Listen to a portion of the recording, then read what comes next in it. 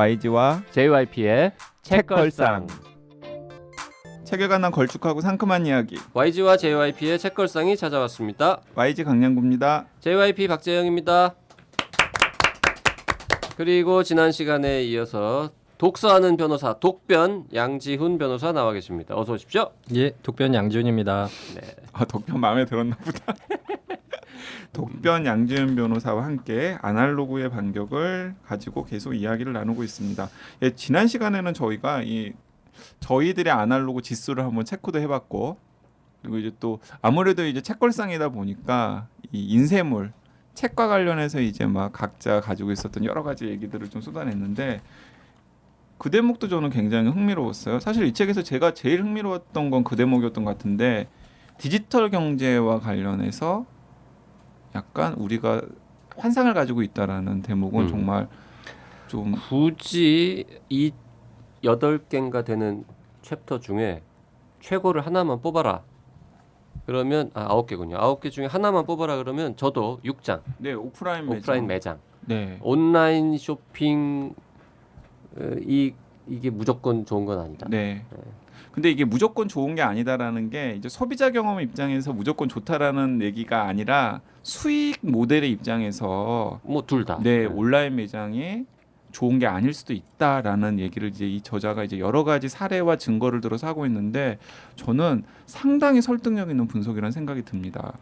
왜 예를 들어 계속 이제 그런 트렌드들이 이제 나타나고 있는데, 뭐 아마존이 그 미국의 가장 큰 유기농 오프라인 매장 체인을 가지고 있는 홀푸드를 인수를 했잖아요.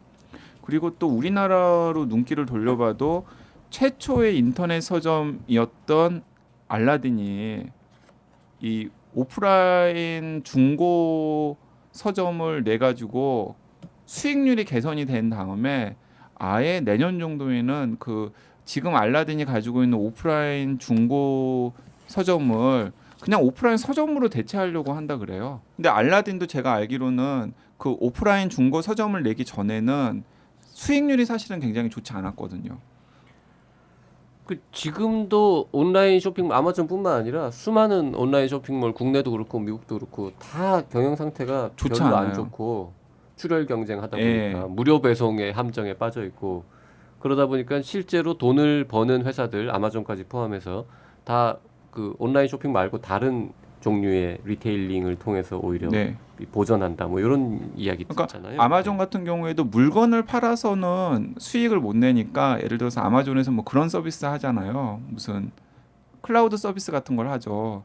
그런 걸로 사실은 오히려 돈을 벌어가지고 그 손해를 충당하고 있다라고 제가 알고 있거든요. 근데 이제 그 부분은 제가 보기에는 그 온라인 쇼핑몰이 아직까지 경쟁하는 체제고 아직 독점 체제가 형성되기 전이기 때문에 앞으로는 수익성이 높아질 수도 있다는 생각도 들어요. 근데 이제 우리나라의 뭐 11번가라든가 쿠팡이라든가 이런 데서 지금 굉장히 출혈 경쟁을 하고 있는 게 사실은 그 기대 때문이잖아요. 그렇죠. 시장의 지배적인 사업자가 되면은 마음대로 핸들링을 할 수 있으니까 그때 되면은 수익을 올릴 수 있을 것이다라고 판정을 하는데, 근데 아마존의 사례를 보면 꼭 그런 것 같지는 그러니까 않아요. 아마존은 지금 이미 지금 적자인데 온라인 부분은. 미국이나 이런 데서는 굉장한 시장 지배자인데도 불구하고 그게 적자이기 때문에 자꾸 막 다른 사업을 기웃기웃대서 거기서 수익을 얻고 있는 상황이거든요. 그러니까 온라인 사업이라는 것 자체가 사실은 수익을 내기에는 굉장히 조금 한계가 있을 수도 있다라는 생각이 들긴 들어요. 왠지. 그 6장이 재밌는 이유 중에 하나가 이제 그 애플 얘기가 또 나오지 않습니까? 맞습니다. 뭐 최근에도 그 브랜드 가치에서 애플이 압도적으로 계속 1등을 지금 하고 있는데, 그 비싸게 돈을 주고 굳이 그 줄 서가지고 사는 그 애플 매장, 그런 것들이 이 무조건 10원이라도 싸게 뭐 더 비싸면 환불해 드립니다 뭐 이런 차익 보상 얘기는 온라인 쇼핑몰의 출혈 경제하고 정반대 대척점에 있는 가게이고, 그리고 그 아마존이 그 홀푸드를 인수한 것도 대단히 충격적인 뉴스였는데요. 네. 그 홀푸드는 이제 한국 분들은 잘 모르는 기업이지만 미국에서는 뭐라 그럴까요? 이게 부의 상징? 네. 그러니까 진짜 그 고급진 거의 끝판왕 같은 네. 그러니까 가게인데. 홀푸드에 가서 식재료를 사고 그리고 홀푸드에서 한 끼를 해결하는 홀푸드에서 이제 그 푸드코트에서 한 끼도 해결할 수 있거든요. 매장에 따라 약간씩 다르긴 합니다만은 가면은 그 지역에서 가장 잘 사는 사람, 혹은 가장 여유가 있는 사람이라는 소리를 듣는 그 월마트와 대척점에 있는 네, 그렇죠. 정확하죠, 것이죠. 정확하죠. 예. 그러니까 중하층 그 시민들은 월마트를 가고 상류층은 뭐 홀푸드를 가고 이런 식의 어떤 시장이 구분돼 있는 건가요? 뭐꼭 뭐 월마트가 뭐 그렇게까지 후진 반스 같은 거가 이제 네. 대표적으로 제일 싼 물건들 많이 파는 데인데 어쨌든 홀푸드는 약간 심볼릭한 그런 게 있었어요. 그러니까 예를 들면 이런 겁니다. 그러니까 차로 한 5분 거리에 월마트에서 훨씬 더 싼 물건을 살 수 있지만 똑같은 상표에 똑같은 물건인데 굳이 그냥 홀푸드 가가지고 비싼 걸 그냥 사는 거죠. 똑같은 물건이 많지는 않아요. 예. 월마트하고 홀푸드는 상품 구성 자체가 거의 다른. 이 오프라인 매장이 갖고 있는 어떤 평등한 경제, 지역을 네. 위한 경제 이런 부분들을 좀 잘 지적해주고 있는 것 같아요. 그러니까 디지털 경제는 사실은 독점이죠. 본사가 사실 어디에 위치해 있는지도 모르고 그 본사가 모든 수익을 다 흡수하는 그런 경제라면 이 오프라인 매장들은 그 지역에 기반한 지역의 경제에 도움을 주는 그런 어떤 부분을 잘 설명해주고 있어서 우리가 좀 관가했던 부분들이 많은 것 같아요. 예, 맞아요. 그것도 되게 의미 있게 짚었는데 사실 그런 거죠. 그러니까 우리가 사실은 뭐 이렇게 파리바게뜨나 뚜레쥬르 같은 그런 대형 빵집 체인에 대해서 상당히 비판적인 시각을 가지고 있는 것도 그 빵집들이 지역에 있는 빵집들을 다 몰아냈을 뿐만 아니라 그 빵집에서 얻는 수익의 상당 부분은 본사로 가잖아요. 지역에서 다시 환원되지가 않잖아요. 근데 이제 이른바 온라인 매장을 가지고 있는 아마존 같은 경우는 그게 훨씬 더 극단적으로 심하게 되는 건데 지역의 털을 잡고 있는 오프라인 매장 같은 경우에는 최소한 돈이 지역에서 돌 수 있게끔 하는 기본적인 물리적인 구조 같은 것들을 마련을 해주는 거니까 그건 굉장히 의미 있는 지적이라는 생각이 들고 이 저자도 그 대목을 상당히 중요하게 생각을 하고 있죠. 이 책은 이제 작년에 원서가 나온 책이니까 그 아마존의 홀푸드 인수는 당연히 다루어지지 않았는데요. 네, 아마 했다면 아마 한 부분으로 넣었겠죠, 당연히. 여기 그 부분을 연상시키는 그 해설 연결시킬 수 있는 대목이 나오는데요. 요즘에는 최고의 독자들만 책을 사고 읽어요. 가장 부유하고 가장 많이 교육받은 소비자들, 리테일에서 가장 탐내는 소비자들 말이에요. 그들은 황금처럼 소중하게 다루어져야 합니다. 책은 소비 피라미드의 정점이에요. 이런 대목이 나옵니다. 이제 서점 관련 얘기를 하면서 이제 책 많이 사는 사람으로서 이제 전 되게 약간 뿌듯해하면서 내가 훌륭한 소비자라는 뜻이구나. 막 내가 막 교육도 많이 받고 돈도 많이 번다는 뜻인가? 뭐 이런 생각을 하면서 기쁘게 줄을 쳐놨는데 이걸 보면서 이제 그 아마존이 생각이 나는 거죠. 그러니까 아마존에서 특히 오프라인에서 뭔가를 이 책을 사고 뭐 할 수 있는 미래 아마존의 입장에서 가장 중요한 고객은 홀푸드의 고객하고 정확히 일치했다라는 거죠. 그래서 홀푸드를 인수한 거고 홀푸드는 원래도 약간의 종이 쪼가리들을 팔았습니다. 뭐 엽서 같은 것도 팔고 잡지도 좀 팔고 단행본도 아주 드물게 이렇게 갖다 놓고 큐레이션 해가지고 이렇게 했는데 앞으로는 홀푸드에 가면 모르긴 해도 책을 조금 더 팔지 않을까. 아니 상당히 많이 팔 수도 있을 것도 같아요. 상당히 많이 팔 수도 있고. 왜냐하면 지금 오프라인 서점의 트렌드가 오프라인 서점에서 책만 파는 게 아니라 뭐 카페도 있고 그리고 뭐 무슨 CD 같은 것도 팔고 어째 교보문고를 생각하시면 어쨌든 복합적인 문화 공간이나 쇼핑 공간으로 지금 탈바꿈을 하고 있잖아요. 뭐 더 좋은 예로는 이제 츠타야가 있겠죠. 네네네. 일본에. 예. 그러니까 그거를 따른 최근 교보문고 개장 매장이 이제 합정점인데 네네네. 많은 출판 평론가들이 그걸 비판하는 게 책 매대 면적이 너무 작다는 거죠. 그러니까 실질적으로 매출을 일으키는 어떤 책 이외의 다른 서비스나 물건들을 너무 많이 배치했다는 거예요. 그러니까 그런 부분들은 좀 우리가 볼 필요도 있는 것 같아요. 근데 그거는 출판업계에서 하는 이야기고. 그 교보문고의 매장은 어차피 한국은 책을 사는 사람들은 많지 않기 때문에 그런 것 같아요. 지금 그 츠타야 얘기 아까 잠깐 드렸지만 일본에서 그 요새 잘 나가는 그 약간 특이한 롤 서점. 모델이 되는 거죠. 츠타야 네. 사실 교보문고가 츠타야를 벤치마킹 네네. 해가지고는 이제 만들었는데 츠타야도 있고 츠타야 말고 또 더 특이한 서점들이 이제 계속 생기고 있는데 걔네들은 책 매장 책 판매에 쓰는 공간의 비중이 더 적어요. 딴 거를 오히려 팔면서 같이 파는 것 쪽으로 점점 가고 있는 거죠. 근데 교보문고는 여전히 주로 책을 팔던데. 그래서 제가 생각하기에는 그건 약간 단순 비교는 어려울 것 같긴 해요. 왜냐하면 이제 그 미국에서 서점을 찾는 독자들이나 아니면 일본의 사회 분위기랑 우리나라의 사회 분위기 자체가 많이 다르기 때문에 우리는 기본적으로 그렇게 책이 그렇게 선호되는 품목이 아니잖아요. 그래서 기본적으로 책을 안 읽으니까 그래서 아마 교보문고에서 새로운 체인을 이제 세팅을 하고 디자인을 할 때 혹은 기획을 할 때 생각은 책으로 수익을 얻기보다는 그 여러 가지 그런 부대적인 그런 것들을 해서 수익을 좀 얻지 않을까라는 생각을 했었던 것 같고 그게 이제 어쨌든 출판 관계자 계신 분들은 야씨 책만 기분 나쁠 수 있지. 근데 있죠. 출판 관계자분들이 가령 이제 일본의 츠타야 중에도 그 츠타야 가전이라고 붙은 또 별도의 가게가 있는데 거기 가면은 뭐 자전거도 팔고요. 뭐 웬갓 가전 제품도 팔고 거기는 이제 책만 파는 게 아니라 뭐 라이프 스타일을 판다 뭐 이런 식으로 이제 포장을 해놨는데 거기도 근사하거든요. 근데 책 파는 사람들, 책 만드는 분들 입장에서 보면 약간 섭섭한 거죠. 서점에서 오프라인 서점에 책만 전시해도 지금 공간이 부족한데 왜 자전거를 갖다 놨냐 이렇게 보실 수 있으니까. 거기다가 또 우리나라의 또 서점들 같은 경우에는 막 무슨 매대를 또 광고 공간으로 돈 받고 팔고 막 그렇긴 하잖아요. 사실 우리나라 서점들의 오프라인 서점들의 가장 큰 제가 생각하기에는 문제점들이고 이 아날로그의 반격에 나오는 좋은 사례가 되지 못하는 이유 중에 하나가 뭐냐면 이제 서점에 어떤 사람이 찾아가면은 그 서점과 되게 강하고 견고한 고리 같은 게 만들어져야 되잖아요. 근데 그러기가 쉽지가 않아요. 근데 강하고 견고한 고리가 만들어지려면은 어떤 서점에 가면은 굉장히 특이한 큐레이션이 되어 있다거나 아니면은 그러니까 그 서점만의 무슨 멋이나 매력 같은 게 있어야 되는 건데 그런 걸 주지를 못하니까 그런 면에서 저 같은 사람은 할 말이 없죠. 저도 교보문고에서만 거의 책을 사고 네.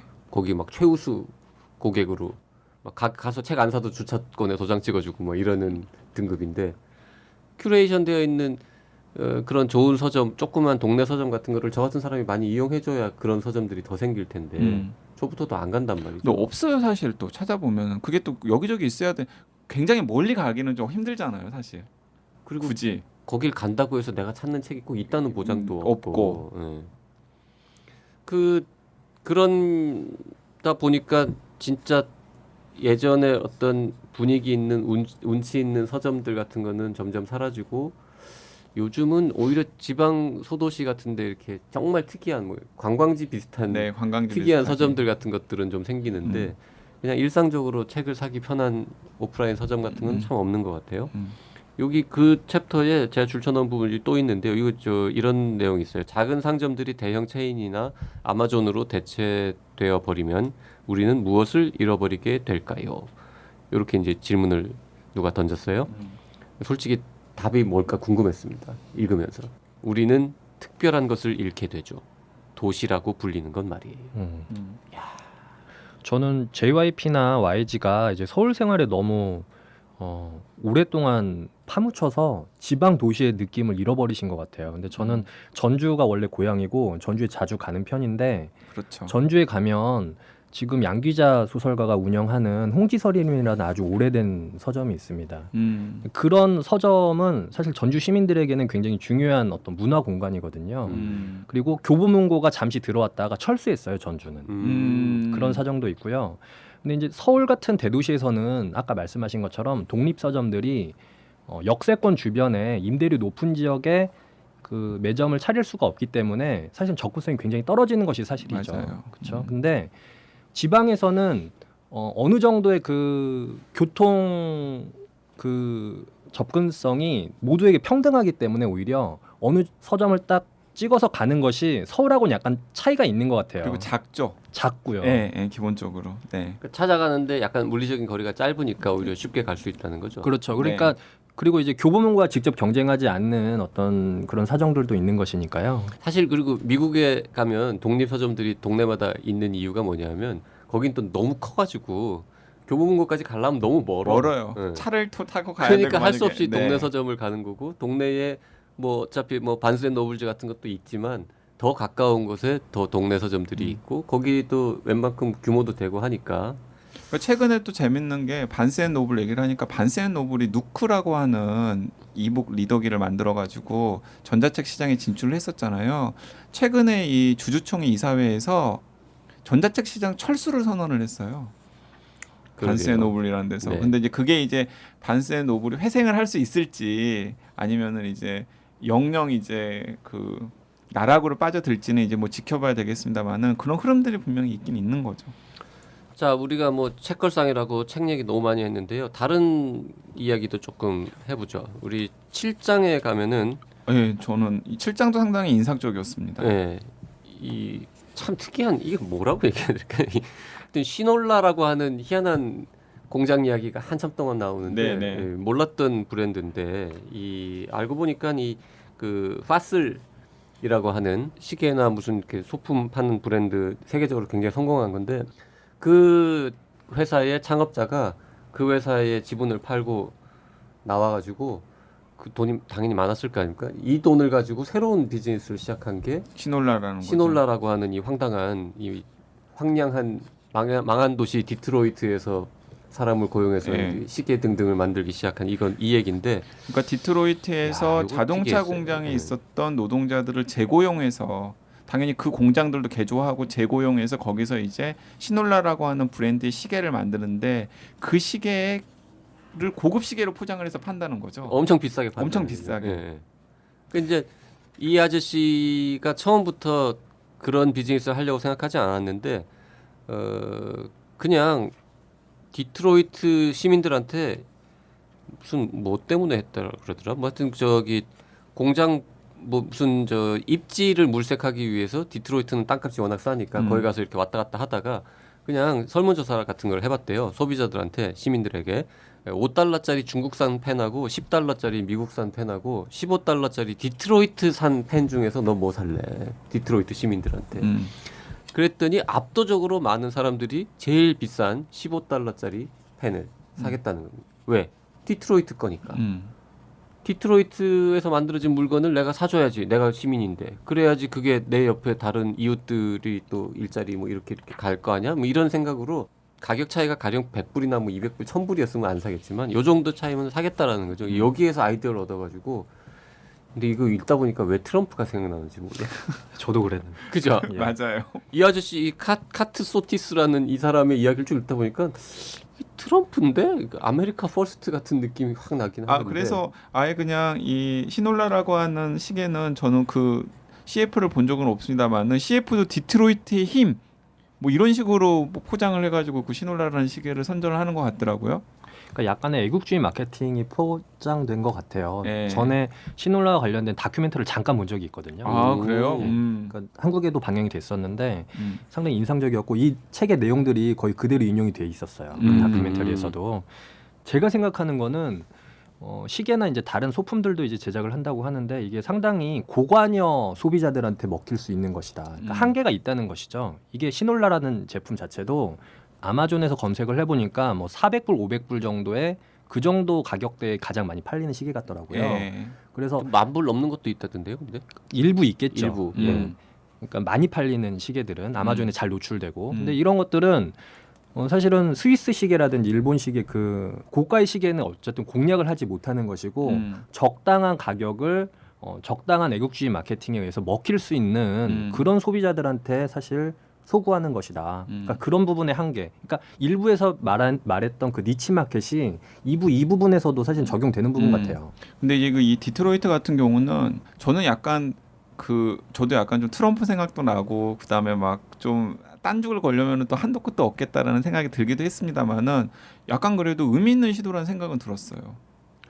똑같은 느낌이에요. 의미 있는 시도이긴 한데 썩 이렇게 막 기쁘거나 모든 동네에서 다 이런 일이 벌어졌으면 좋겠다거나 그런 느낌은 아닌. 근데 뭐 저는 이제 애플이라는 기업이랑 비교를 해보면은 애플이라는 기업은 우리 굉장히 뭐 아이폰이나 아이패드 뭐 앱둥이 뭐 등등해서 굉장히 좋은 이미지를 가지고 있지만은 제가 보기에는 굉장히 나쁜 기업 중에 하나라는 생각이 들거든요. 왜 나쁜 기업이라고 생각하냐면은 그 애플 본사에 있는 소수의 기획자들이라던가 아니면은 그런 직원들을 빼놓고서는 거의 대부분은 다 하청업체나 비정규직이잖아요. 그래서 저는 사회적인 책임을 별로 그렇게 사회적인 책임을 하는 것처럼 포장은 되어 있지만은 사실은 그 노동자를 고용하는 기업의 입장에서 사회적 책임을 하는 기업으로는 별로 볼 수 없는 기업이라는 생각이 드는데 어쨌든 디트로이트에 있는 이 기업 이 시놀라라는 이 브랜드 시계를 만드는 기업 자체는 어쨌든 간에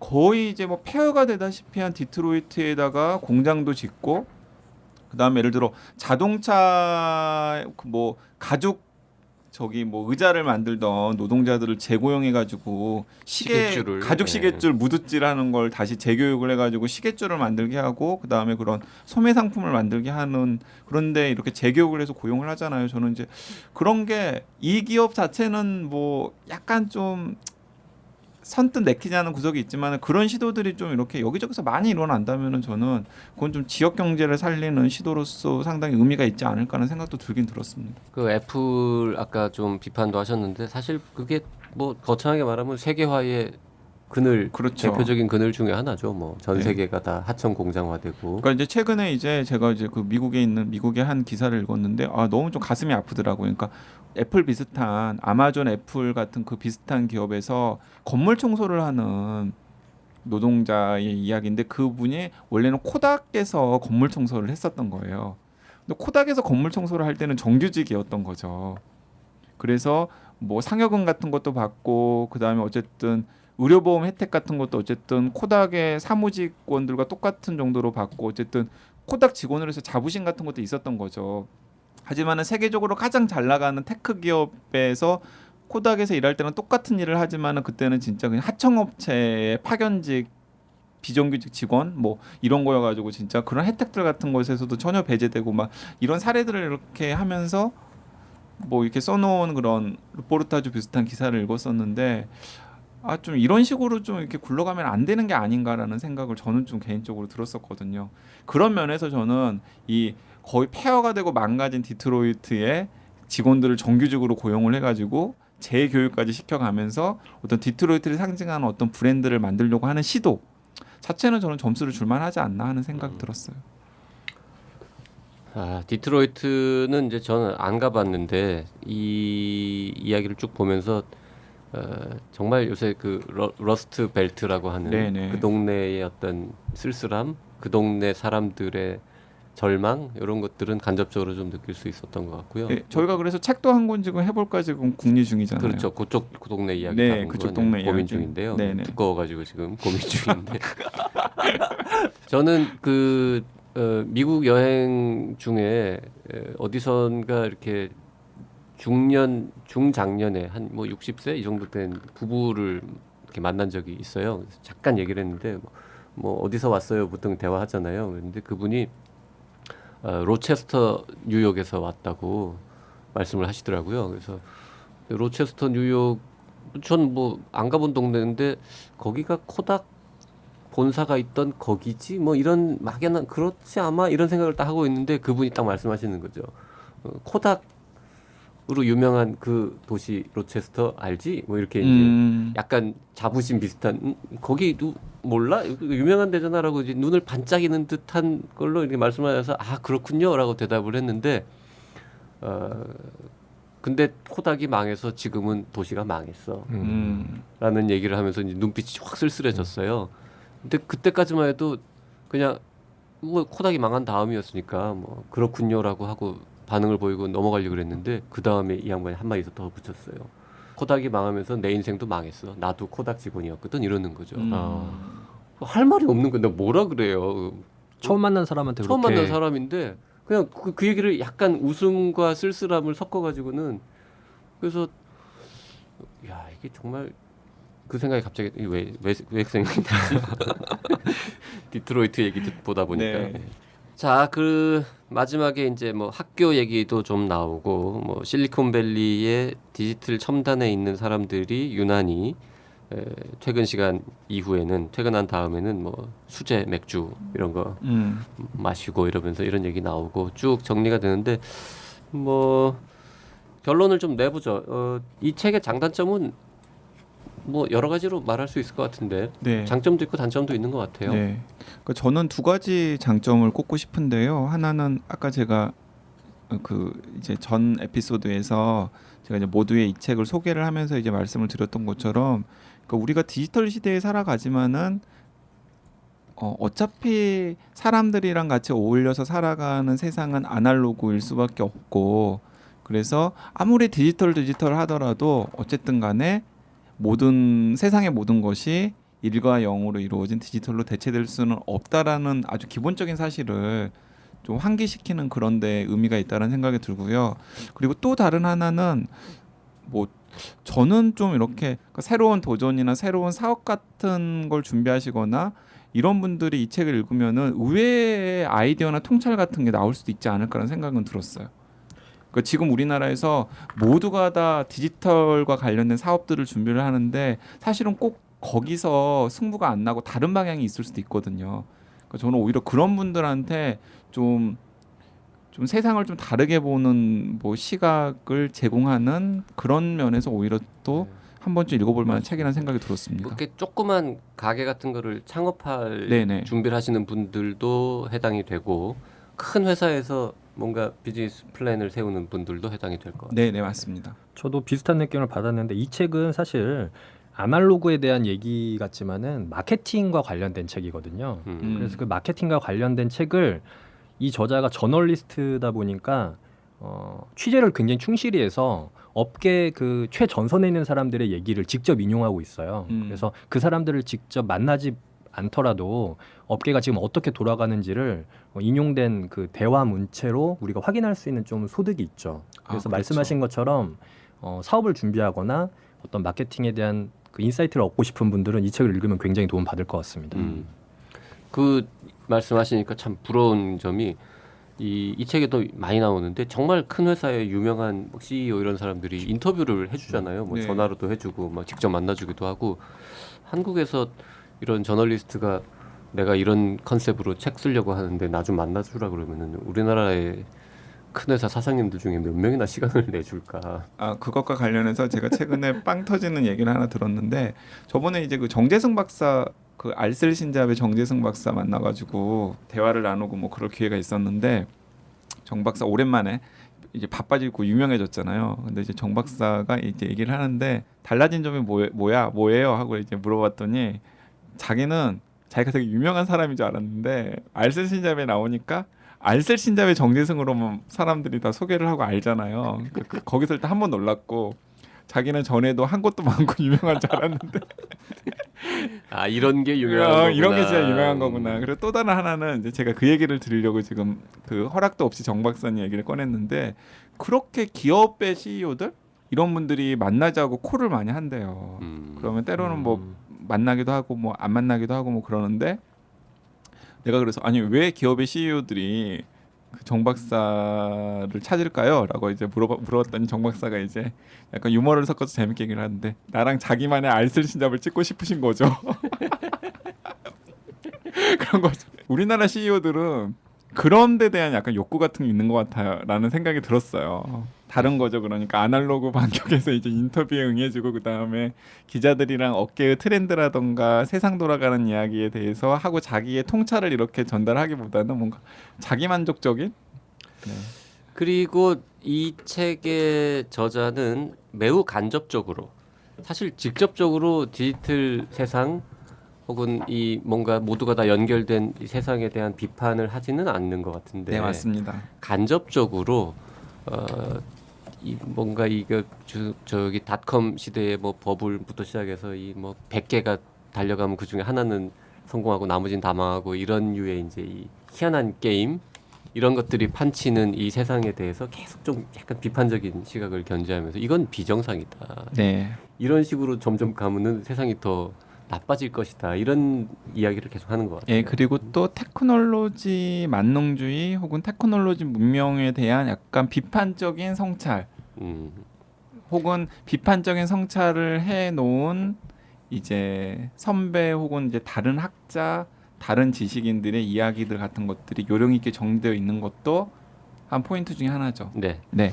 그리고 굳이 조금 비판이라 그럴까요? 좀 지적을 하자면 이 사람이 30대 후반 정도밖에 안 돼서 그런지 어쩔 수 없는 한계가 약간 있어요. 본인의 이야기가 너무 없습니다. 아, 맞습니다. 본인이 아날로그 세대가 아니었기 때문에 예를 들어서 JYP 정도 나이가 됐거나 아니면은 이제 더 나이가 많은 분이 이런 책을 썼으면 분명히 옛날에 내가 뭘 했던 그 느낌을 오랜만에 다시 받아서 좋았다든지 뭐 이런 게 될 텐데 뭔가 느껴지는 게 이분은 지금 어정쩡한 거야 나이가. 아니 그러니까 저자가 보면은 딱 이렇게 YG나 양변이랑 비슷해요. 에피소드 전편에서 그러게. 예, 얘기했던 거랑 비슷한 그러니까 LP를 느낌인 사는 거죠. 사람들은 LP를 옛날에 즐겼던 향유했던 계층하고 CD도 별로 안 사봤던 새로운 세대들인데 지금 이 책의 저자가 딱 CD 세대인 거예요 지금. 맞아요. 맞습니다. 그래서 정작 맞습니다. 본인은 그거에 대한 특별한 저기가 없는 것 같은 그런 느낌을 좀 받아서 약간 미국 책 치고는 드라이하다. 저자에 관한 이야기는 너무 안 나온다. 이런 느낌도 좀 받았습니다. 어쨌든 이 책은 상도 되게 많이 받았고요. 뭐 뉴욕 타임즈 선정 올해의 책도 됐고 여러 가지 좋은 호평을 받았고 굉장히 많이 팔린 책인데요. 뭐 읽어볼 만한 책인 것은 네, 분명합니다. 확실하다. 네, 분명하다. 그 정도로 결론 네. 내릴 수 있을 것 같습니다. 그래서 제가 출판사에 직접 뭐 물어보지는 않았는데 그 국내에서도 반응이 꽤 없지는 않았던 것 같아요. 꽤 어쨌든 언론에서도 주목을 받았고 그리고 또 책 좀 읽는 분들은 제목을 기억했다가 한번 좀 훑어보거나 읽어본 분들이 꽤 되리라고 생각합니다. 사실 그래서 저희가 또 고른 것도 있고요. 네, 제가 네. 산 책이 2쇄인데 1쇄, 2쇄 간격이 10하루밖에 차이가 안 나는 걸 네네. 보면 한국에서도 뭐 성적이 나쁘지 않은 것 같습니다. 가을에 좀 이렇게 약간 현실에 좀 여러 가지 통찰을 줄 수 있으면서도 묵직한 입문서를 한번 읽어보고 싶다 하시는 분들이라면은 아날로그의 반격을 드셔도 좋을 것 같습니다. 네, 오늘 독변 양지훈 변호사랑 함께 했는데요. 다음번에는 양지훈 변호사가 뭐 하나 책 골라가지고 야 이거 진짜 재밌는데 같이 한번 읽어봅시다. 이런 거 하나 제안해주면 네, 우리 좋습니다. 고맙게 받아서 다시 초청하도록 하겠습니다. 네, 독변 또 뵙죠. 예, 알겠습니다. 네, 오늘 고생하셨습니다. 감사합니다.